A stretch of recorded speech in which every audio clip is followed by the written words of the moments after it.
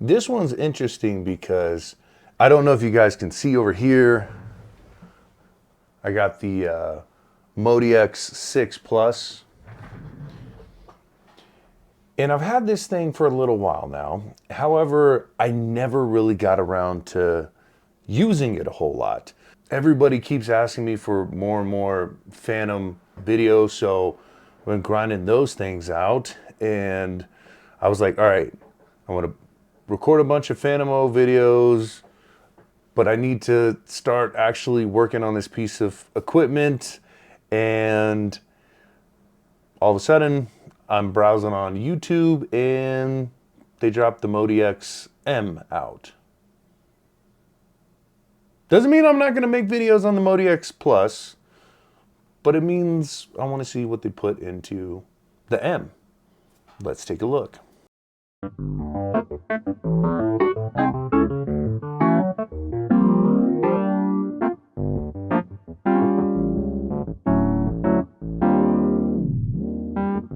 Hey everyone, I'm Nicholas Semrod, and I'm here with my friends from Guitar Center, and we're here today to check out the Yamaha MODX. So in a previous video, I was talking about the Akai's MPC Live 3, and there was a lot of complaints about the buttons. I'm a button guy.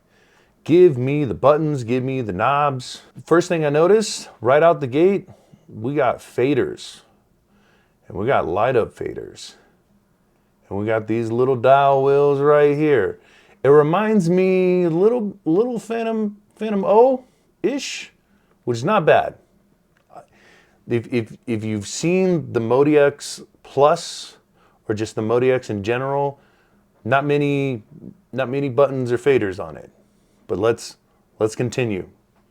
First plus. MODX M8.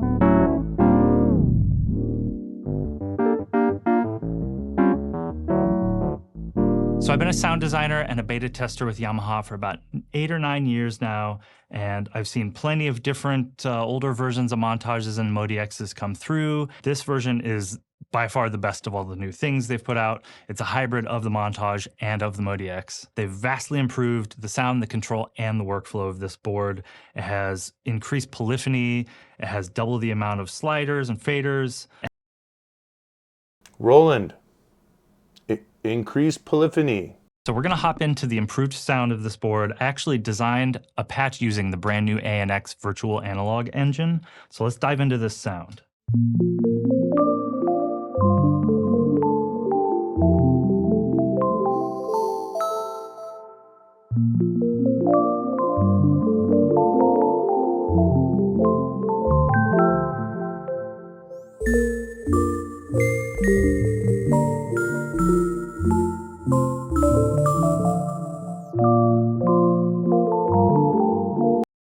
All right. I like how the super knob's moving on its own. I'm assuming he's manipulating it with a foot switch or something. Again, I need more time on this board before I make a decision on this one.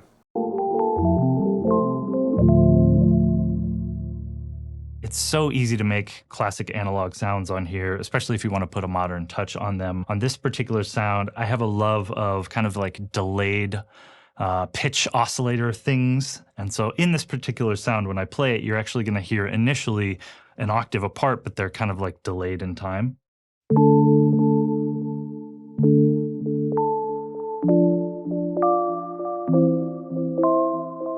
Again, I like to build in a lot of different modulation routing. So if you move the super knob here, you're actually going to hear the third oscillator come in. It's also going to be delayed. It's going to be a little crushed. So here's what that sounds like.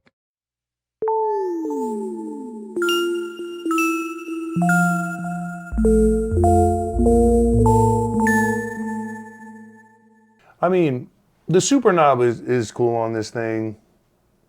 I mean, the term super knob, easy adjustment with one dial. That's cool. I'm glad they kept that in their lineup. Let's see what else they got.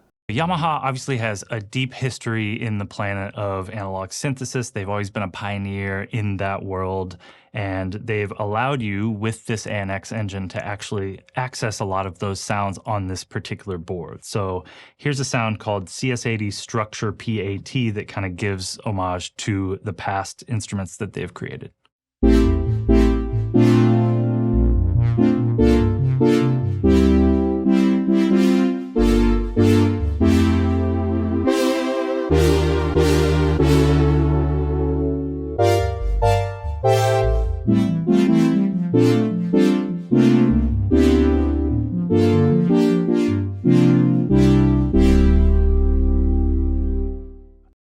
Now I know you got Team Red with Roland, you got Team Blue with Yamaha.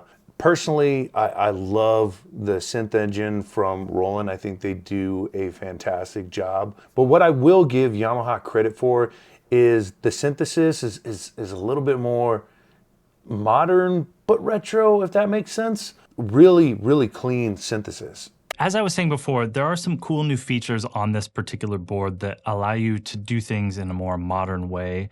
One way that I really pride myself on taking advantage of in Yamaha's products is the ability to like phrase in unique ways. And on this particular board, there's a new keyboard hold button over here. By engaging the keyboard hold button, when I play a sound, it's gonna hold it until I play something else. So I'll play this.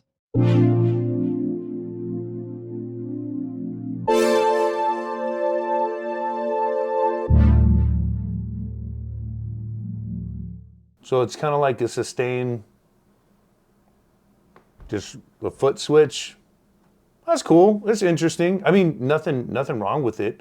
Sometimes my complaint with trying to record the sustain into a DAW is if I'm first turning on the metronome and I'm holding down the sustain and I start playing, none of it doesn't capture any of the sustain, only the play.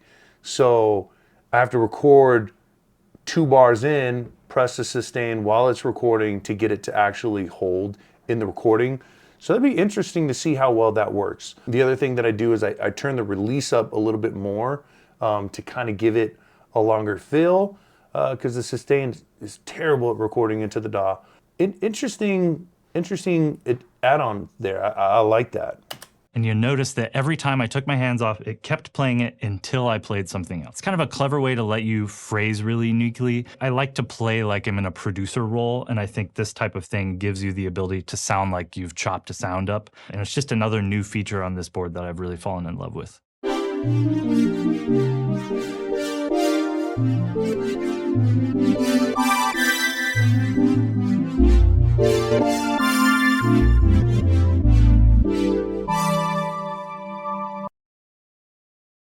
I don't know how I felt about that. That sounded a little bit different. It almost sounded like old synth cut off. I don't know about that.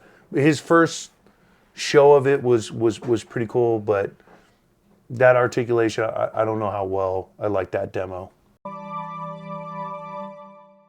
And as always, Yamaha is going to showcase, again with this board, their fabulous FMX engine. It's going to get all your kind of classic FM sounds. A sound I've really fallen in love with on here is the FM Syn Lead 3. So here's what that sounds like.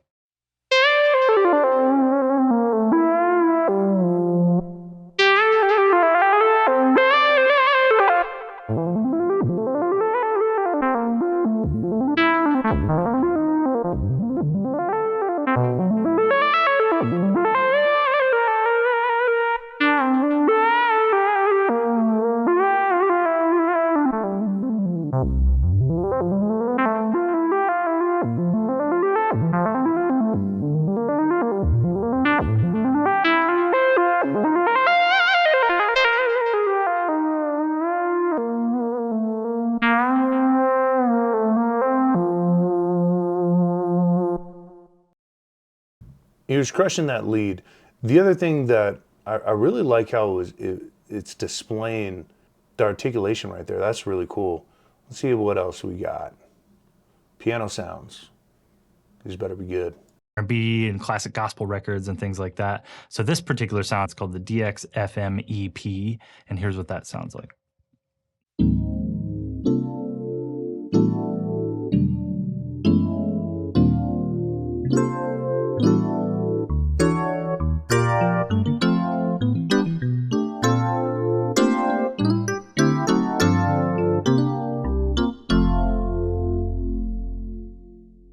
This sounds like Yamaha. I got the motif rack. I mean, sounds very motif-ish. I think when I hear the DX7 keyboard, it just takes me to like a very particular genre of music and type of music, and that's like late 80s, early 90s R&B. Yep. There was a pretty big resurgence of that type of music, especially in R&B and hip hop nowadays. Usually in hip hop music, if they're using that, it's kind of messed up. So maybe I'll mess it up a little bit and show you what that would sound like.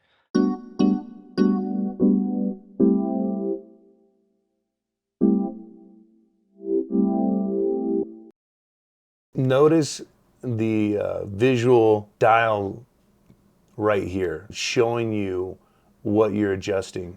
Another pro that I like about the Phantom is their synth control wheel shows up real time when you're adjusting your filters, and really helpful when dialing in those sounds.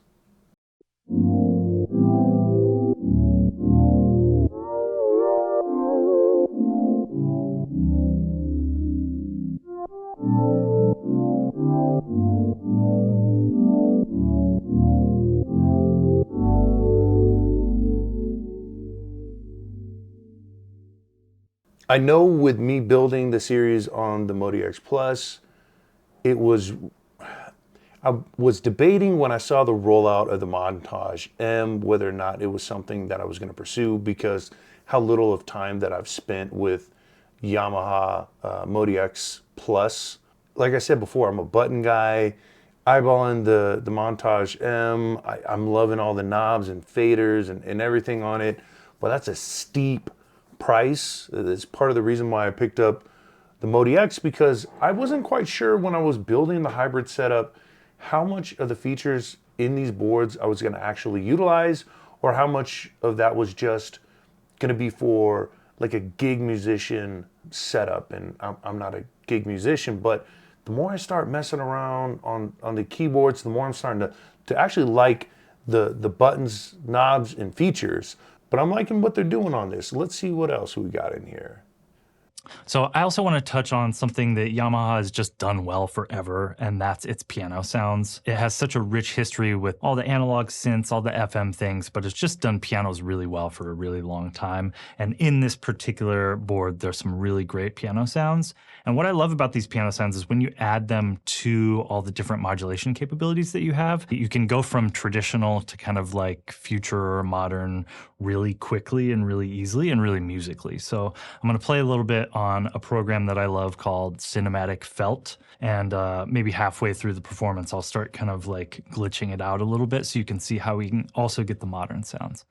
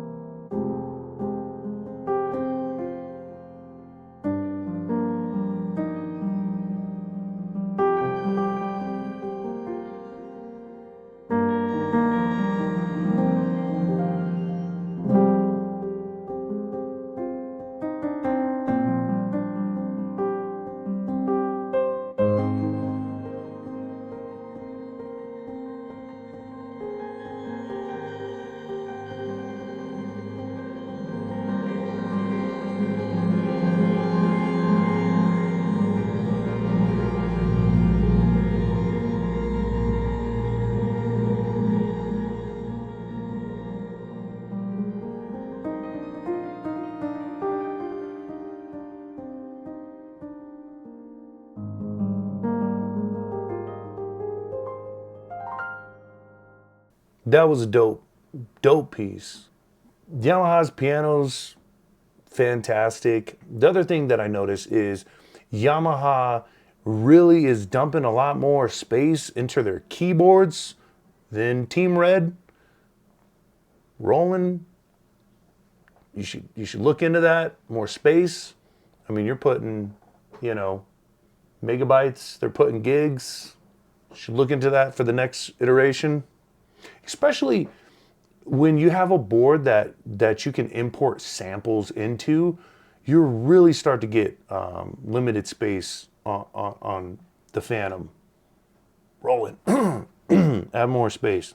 Sounds, especially if I'm trying to pick between 2 or 3, it's really easy. Sound designers, you'll all know this, where sometimes it's very easy to get stuck. Like, oh, I kind of like that one. I kind of like this one. And Smartmorph is a way that Yamaha has come up with, and it lets kind of like their machine learning algorithm find pieces of all the sounds that you plug into the equation. So this particular sound is called 4 keyboard faves, and there's 4 different synth sounds in here that it's actually going to kind of like pick different parts of each of them and scroll through and create brand new things that you can kind of experiment with and find. I'm gonna open up the Smartmorph screen now just so you can kind of see what I'm doing. And you'll notice that as I move the super knob, there's this little, it's basically scrolling through different points in the algorithm that it's created. And each of these colors kind of represents the different sound structures that we've put in there. So as I'm playing, I'll play and then I'll move the super knob. You're just gonna hear essentially it morphing between all of the sounds.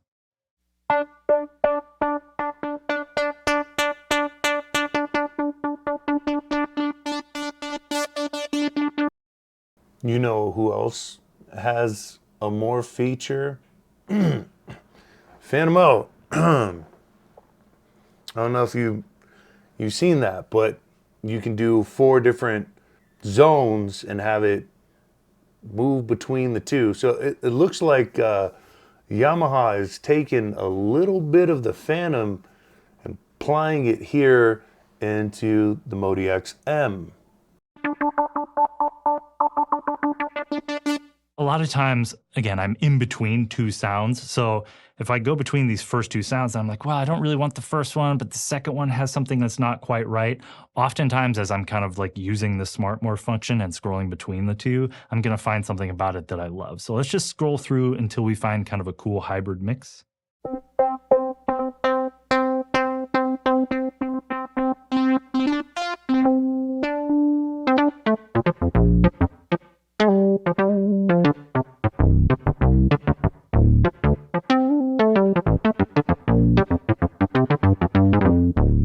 You can also, And for Yamaha guys, it's a cool feature. I really dig it on the Phantom. So that's cool that they did their own interpretation on here. Let's wrap this up. Let's head out. the ESP plugin will be released. That's the expanded soft synth plugin. So essentially, you're going to have a plugin version of this board where you can edit all your sounds, you can get everything saved and reorganized. And Rolling. I think a lot of us have been saying that maybe Roland should allow us to plug the Phantom in and make sounds and save scenes and different things on. All right, hold on. I'm gonna let him finish. I'm sorry I interrupted you. I'm gonna let you finish. do all your stuff without actually having to have the board in front of you. If you're a touring musician or someone who travels, or you just want to get some extra work done on the board and not have to have it in front of you, that's going to be a really great program for all these new MODX boards that are coming out.